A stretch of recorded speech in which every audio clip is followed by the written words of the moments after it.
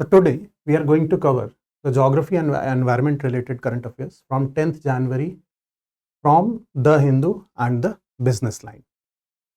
So the first news that we come across, from 10th of January, had been related to the Z-More tunnel, and the news was that PM to open Z-More tunnel, key feature in year-round Kashmir to Ladakh corridor. So first thing, let's try to understand the geography of the region.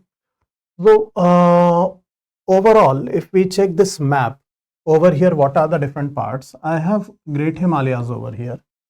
Then we have the Zaskar range over here. Zaskar range is a part of Trans Himalayas, and we have Great Himalayas over here. Then we have these locations as Srinagar. We have this location as Sonmarg.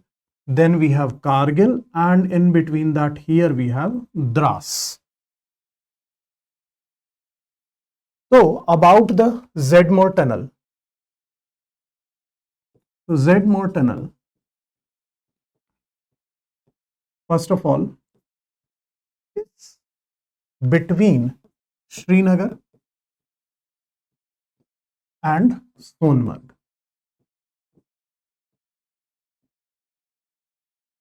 Now, in a broader context, if we try to understand it, the connectivity from Srinagar to Sonmarg, that is where we have all weather round Z-More tunnel that is being opened. And along with that, what is going to happen is we have Srinagar over here, Sonmarg over here, then let's say Dras, and then Kargil. So Kargil, this is where we have the Zaskar mountains, and then we have the Great Himalayas passing from here. So the idea over here is Srinagar to Sonmarg. This is where Z-More tunnel has been constructed. In addition to that, as a part of larger project, Sonmarg to Dras connectivity, which is where Sonmarg and Srinagar would lie on the same basin, and on the Dras, Kargil, this is the Ladakh side. So Kashmir Valley, Ladakh side. This is where the connectivity is across a pass in Great Himalayas, which is called as Zojila Pass.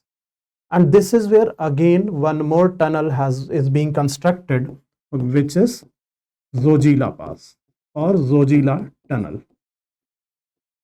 So as of now, what happens that during the heavy snow period, the roads get blocked. So these tunnels are going to provide the year-round connectivity. And in the larger scheme, we have Z-More tunnel and then Zojila tunnel, which would be opened very recently now. Both of these operational, it will provide connectivity, year-round connectivity from Srinagar to Dras up to Kargil, which is a strategic location for India. So that is the significance of opening up of Z-More tunnel. In addition to that, Sonmarg, when we see, Sonmarg is a tourist destination. And so opening up of Z-More tunnel is going to boost the tourism sector in Sonmarg as well. So about Sonmarg, when we see, Sonmarg lies on the bank of Sindh River. And the Sindh River is one of the largest tributaries of Jhelum River. So this Sindh River, tributary of Jhelum River. And apart from that, this Sindh River originates from Makoi Glacier. Makoi Glacier, which is in Great Himalayas only. So this is about Sindh River. Along with that, in the map, if you see another important location nearby, which would become important for the exam, is Hemis, which is a national park. So Hemis National Park. Now Hemis National Park, in the map, if we see, this is beyond Great Himalayas on that side. So overall Hemis National Park, when we see this Hemis National Park is beyond Himalayas, Okay, and this is the only national park of India which lies beyond Himalayas. And this national park is the largest national park in India in terms of area. And this is known for snow leopards. So a good viable population of 200 to 300 snow leopards are found in this particular region. So Hemis National Park. Now this Hemis National Park, if we see the location beyond Himalayas, and therefore over here this particular region lies on the rain shadow region. So the monsoon winds over here, this becomes the rain shadow region, and therefore it is a dry region. So it has alpine dry vegetation. Okay, at the higher heights, alpine vegetation and the dry vegetation. So overall about the Zedmore tunnel. Now if we see in this particular map, okay, what I can check is Srinagar to Sonmarg. In between that, we have in the Ganderbal district of Kashmir, we have this Zedmore tunnel. After that, from Sonmarg up to Kargil, in between I'll have Dras, and so over here I'll have the Zojila tunnel, and then you have the further connectivities up to Leh and all once you reach the Ladakh region. This is for first thing. Secondly, I told you, okay, Sonmarg, okay, Sindh River originates from Great Himalayas and it is a tributary of Jhelum River, largest tributary of Jhelum River. And then we have the Hemis National Park, which is the largest national park of India. So these are different detailings regarding Zedmore tunnel. What is the significance? So significance, strategic significance with respect to the connectivity, year-round connectivity between Kashmir Valley and Ladakh. And second, connectivity up to Sonmarg, providing a boost to the local economy with respect to tourism. Based on this, now if we see certain practice questions which I have created from here, important for prelims examination. First question, which of the following statements are correct regarding Hemis National Park? And we have certain facts about Hemis National Park. All these questions, practice questions, which I am going to show over here, the answers to this you will find in the description of the video. And if you want to discuss any particular question, okay, you can feel free to do so in the comments box. So the first question that you are going to attempt is this question. Then we move on to the second question, and second question I have created, okay, which of the following statements are correct, and these two statements are regarding Zedmore tunnel. So two statements regarding Zedmore tunnel, and again you are going to attempt this. And then we have one more question which is related to the tributaries of Jhelum River. So in this case, of course, you will have to find out, okay, do some research and find out the answer, but very important from the perspective of this particular news, okay, and the part that is drainage of India. So three questions, practice questions from this particular news.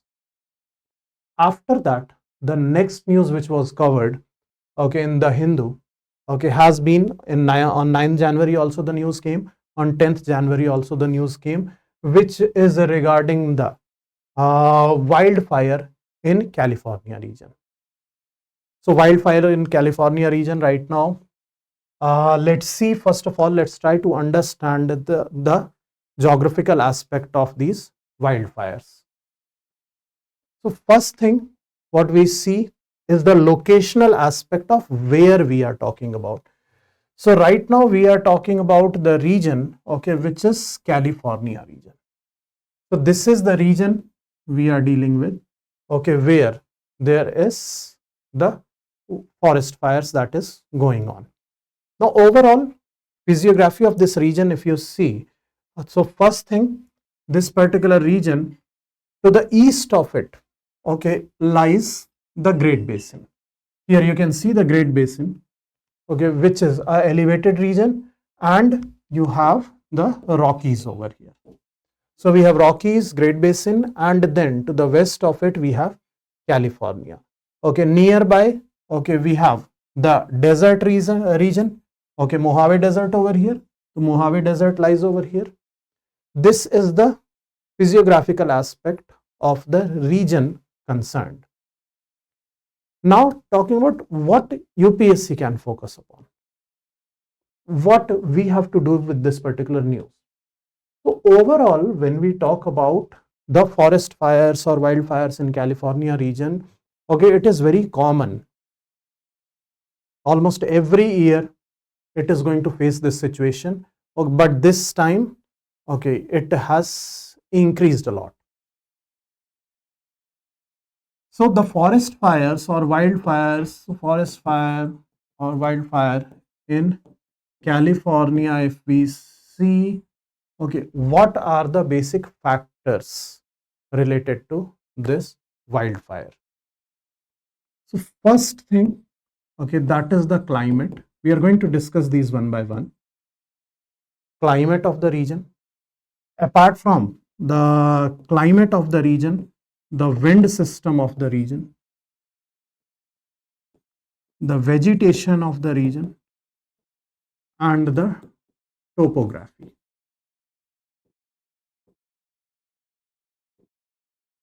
Four geographical factors contributing to this particular issue of wildfires in California. So one by one, the first thing, that is the climate of the region. California region, as we know, has a Mediterranean climate. Mediterranean climate would mean dry summers and wet winters. So the dry conditions that prevail during summers, it dries up the moisture of the trees a lot, and that is the first aspect related to the wildfire. Secondly, in addition to that, winds. Very, very important part of this. And here the winds that I find that blow are Santa Ana winds. Now the Santa Ana winds, these are hot local winds here, which mainly blow during the winter seasons.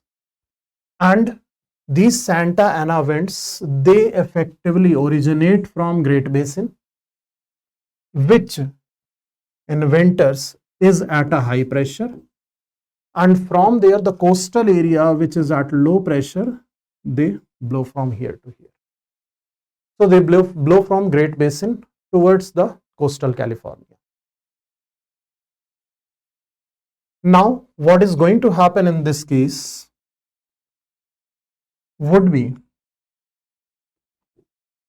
where the winds, when would be descending from Great Basin to California, these descending winds are going to be heated, and this is heating is going to take place at adiabatic lapse rate, that would be 10 degrees Celsius per kilometer. So as these winds descend, they are going to be heated adiabatically, and so they constitute these hot local winds. Now due to being heated, their temperature is high, but most importantly, they are very dry winds. And these are the winds which are mainly responsible for the wildfires in California during the winter season, which is happening as of now. So the Santa Ana wind actually is fueling the wildfire. It blows faster, so it aids in faster spread of the wildfire, very difficult to control it. And that's what Santa Ana wind is about. So the next factor, that is the wind, Santa Ana. Apart from that, vegetation over here. So vegetation, Mediterranean type of climate. The vegetation over here is scrubland. So scrubland or brushland, bushland, these are where scrubs grow, bushes grow, okay, with scattered trees here and there, but they are very dry. These type of vegetation over here, they are called as chaparral. So the chaparral vegetation over here, this is very dry vegetation, and this is scrub vegetation or brushland. This is not just here in California, okay, in other Mediterranean zones also we find the same type of vegetation, although the names differ. Okay, so if we see the names over here of these vegetations, different names which are used. So first, that is maquis in France. So in France, this type of vegetation is called as maquis. Okay, similarly, the next one, that is macchia. Macchia is the same scrubland vegetation in Italy, and mealy scrub. Mealy scrub is the name used in Australia. So maquis or macchia or mealy scrub, okay, all of these are scrublands, and likewise it is called as chaparral in California. So the chaparral vegetation looks pretty much like this. You can see the dry scrublands over here. That's whole of the idea. So maquis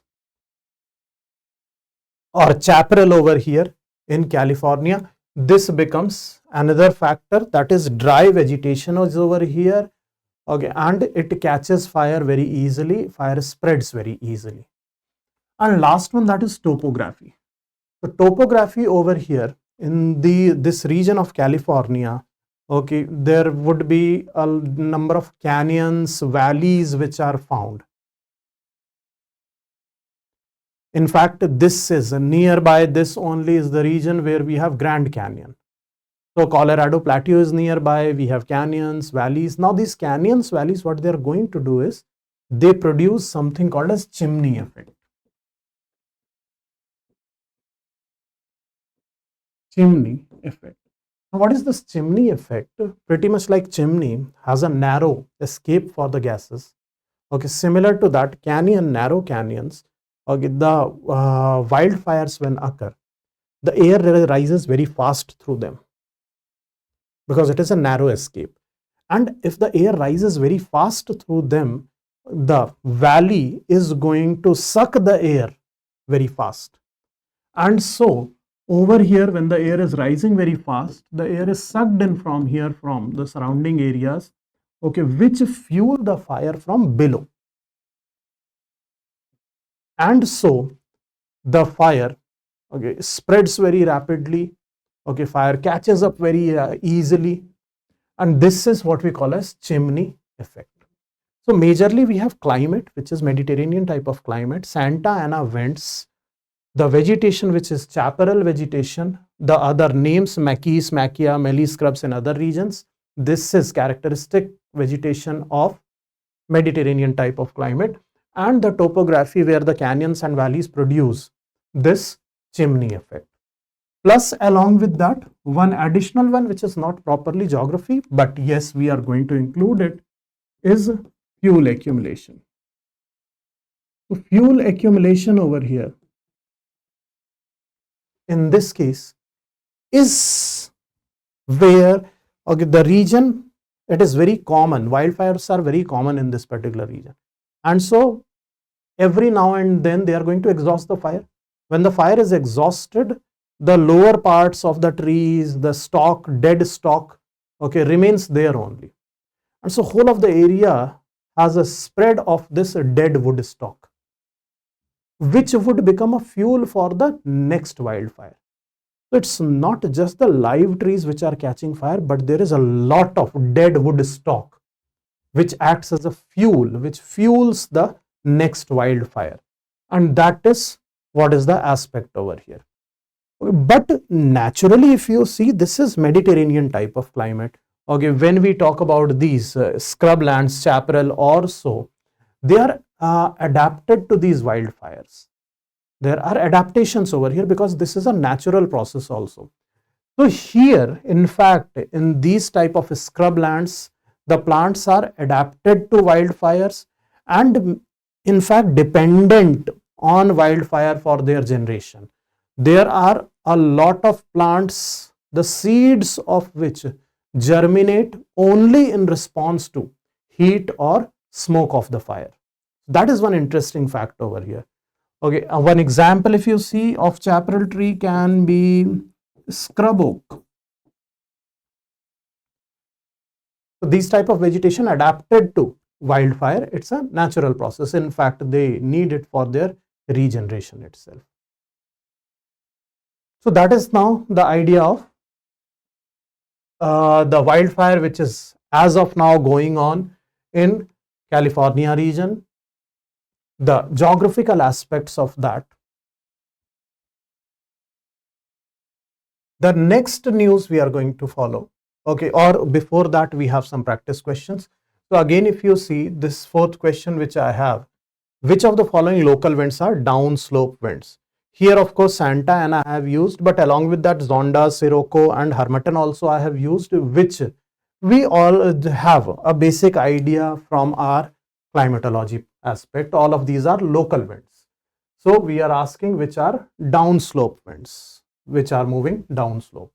So this is fourth question that you have to attempt. Which of the following are downslope winds? Next question is where I have given you a description of a type of vegetation and you have to identify the type of vegetation. The answer would be very obvious, of course, just now we have discussed, that's why. But yet, okay, UPSC is known to ask these type of questions. Okay, once a few years back it has asked us with respect to climatic region, equatorial region. So a description, you can read later the description and based on that, okay, identifying the vegetation. Next news we are going to cover, okay, was from rather the Hindu business line. And this was related to, the news was empowering small farmers, but effectively the news was related to the concept of collective farming. So let's try to understand collective farming. First thing over here, if we talk about Indian agriculture faces a major issue with respect to the size of land holding, where the average size of land holding in India is less. When you say average size of land holding is less, the first thing that is the distribution of this size of land holding in India. So distribution of the size of land holding in India, if we see, the first thing over here is this pie chart where we have used marginal land holding, small land holding, semi-medium land holding, medium land holding and large land holding. So in this case, what we see is marginal land holdings. The limits, if you see over here, marginal. Marginal means less than 1 hectares.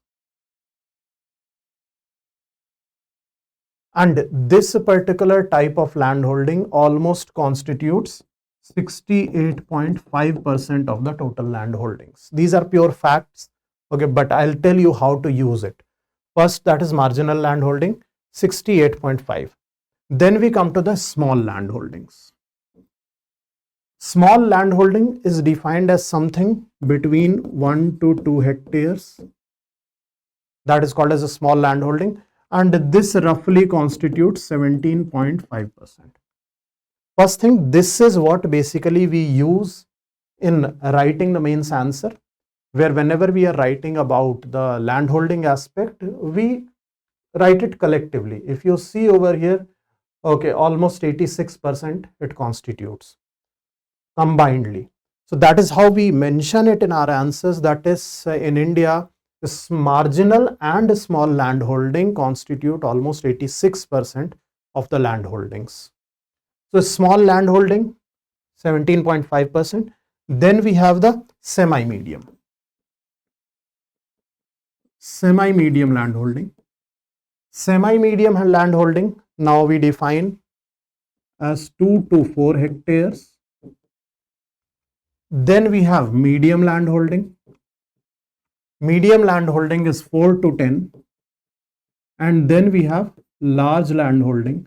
Large land holding is greater than 10 hectares, which are minuscule proportion, of course, if I see.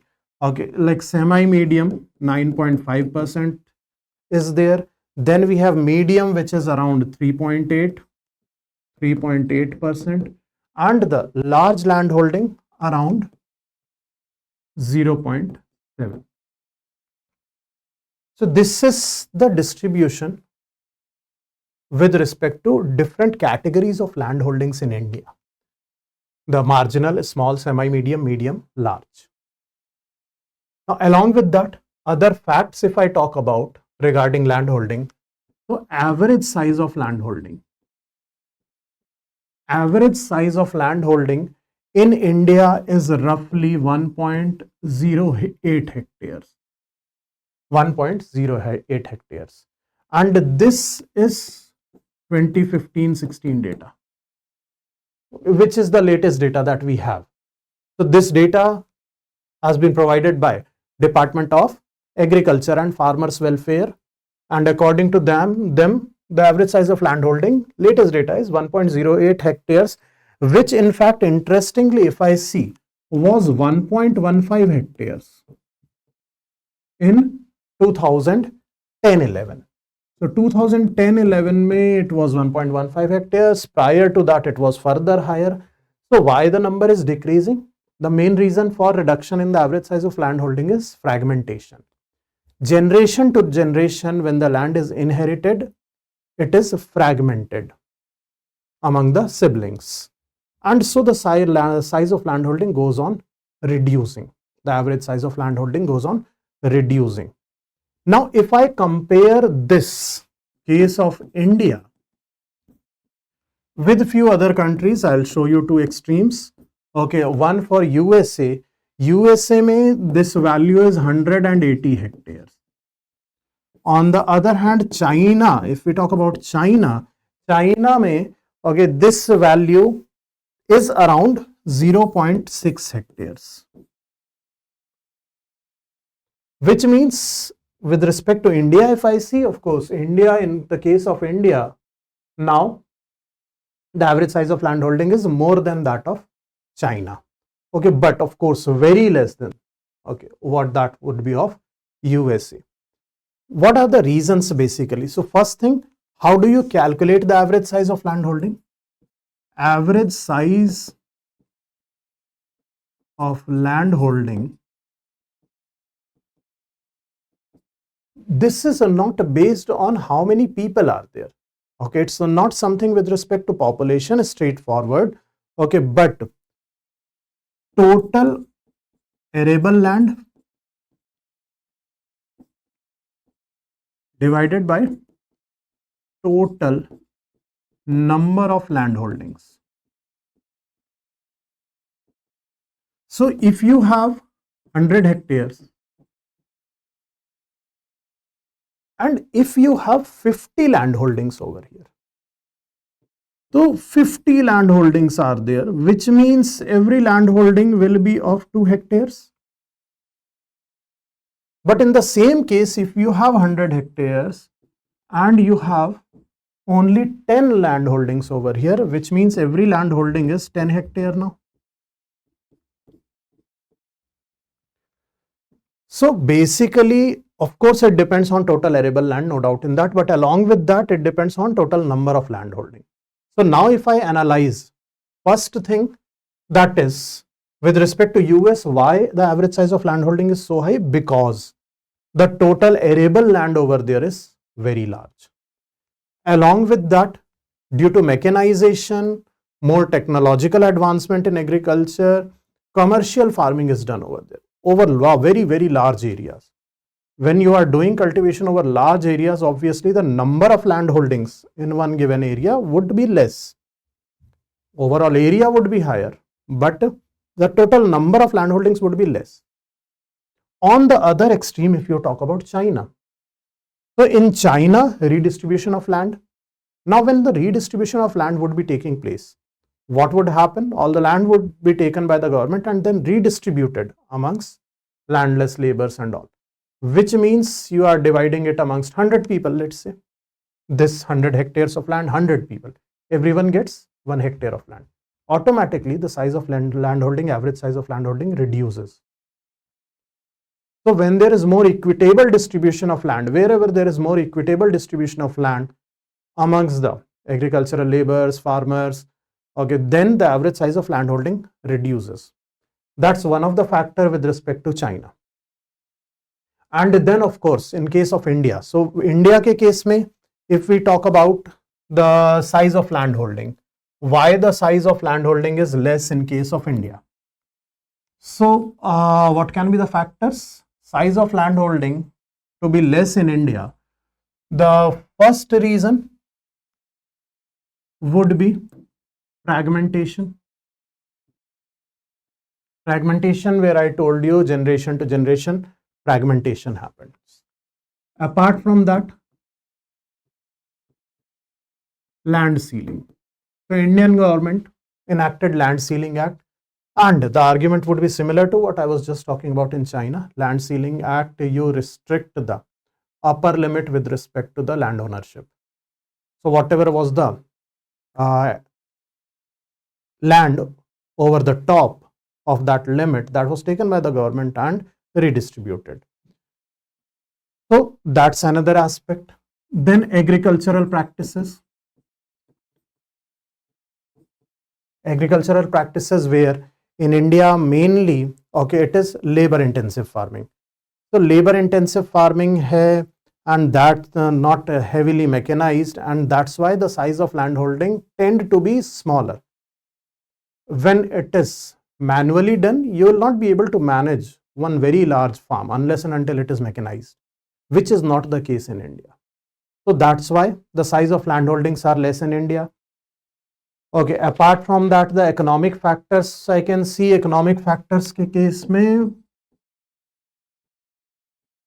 the farmers do not have that much of money effectively to invest or to purchase large land.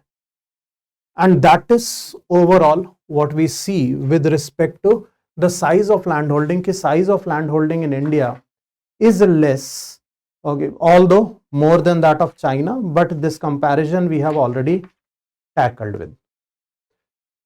So the size of landholding being less, obviously the produce would not be very high, and that's where the commercialization of agriculture in India is not taking place to the at the desired level.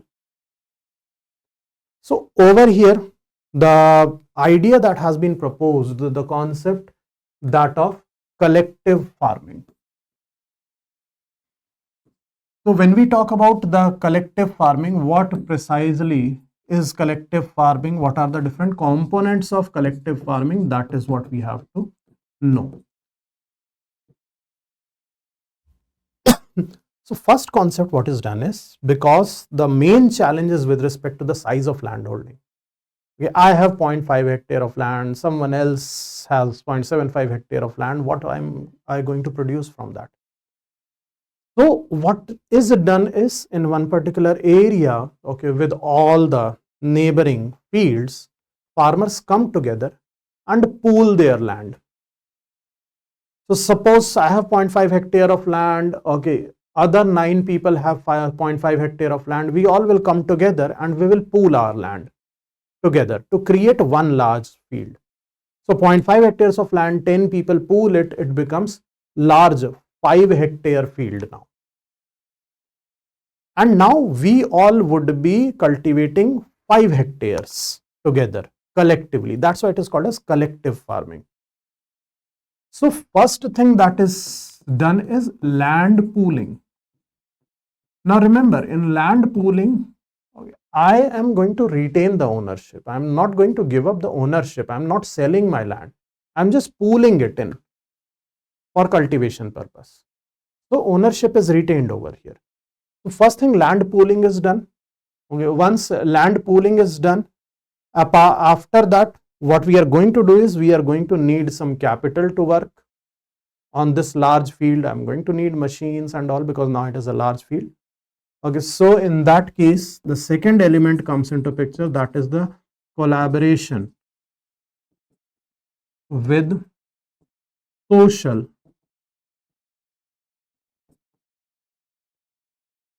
entrepreneurs. These social entrepreneurs are going to facilitate the capital acquisition. They can provide by themselves in the form of investment, or okay, they are going to help the group to get the capital, let's say from banks or so under priority sector lending. So collaboration with social entrepreneurs. Now we all are going to work in the field as agricultural laborers only, not as owners, as agricultural laborers, for which we are going to get some daily wages. Once the harvest is there, after that the harvest would be sold in the market.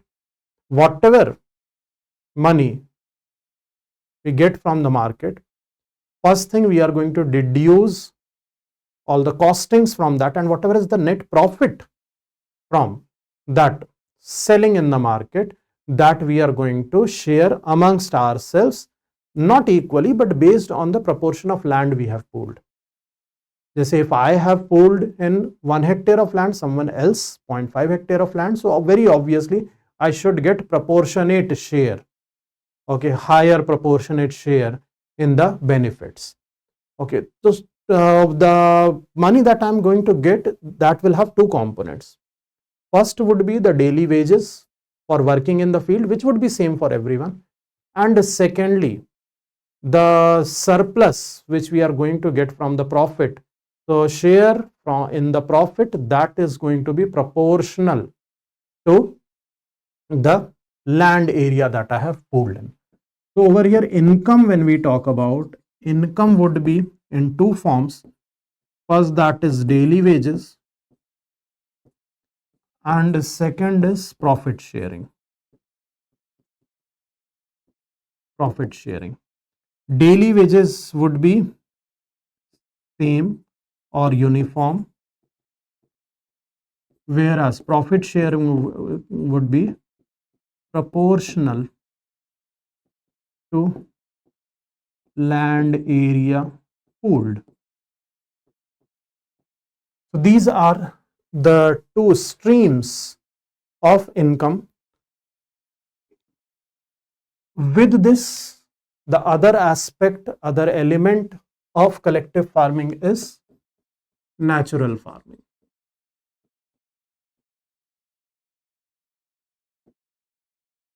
Where it is attempted, it's not necessary, any practice can be adopted, but it is attempted to encourage the farmers which are going for collective farming to adopt natural farming practices like using organic manures and all that. So this is what constitutes collective farming. This is how collective farming is done. So in India, we see that the problems with respect to farmers in terms of being too much dependent on the farming where they are not able to produce any surplus to be sold in the market because of the smaller size of land holding. This is a very promising type of practice where the farmers can benefit from these collective efforts. This is what we call as collective farming. And this is precisely what the article was dealing with. Okay, you can see the collective farming overall. It talks about, okay, although has not detailed the land holding distribution or pattern, okay, which we have done over here, the land holding pattern distribution, percentage, everything, along with that the average size of land holding that we have compared with the reasonings. Okay, and secondly, the article has talked about the collective farming, different elements of collective farming, okay, the benefits of that. This is what was the news of collective farming. So these were the three major news. With respect to, of course, this news, we do not have anything very specific for prelims examination. Okay, but this is going to be extremely helpful if you use these data and all that I have given you with the reasoning. You are going to produce some very beautiful answers in agriculture related questions, be it geography related or economy related agriculture. Okay, this is something of a common theme that can be used. So this is the news analysis of geography part, and nothing was there with respect to environment for 10th of January. So hope you found this video useful. Let's meet in the next video for next analysis.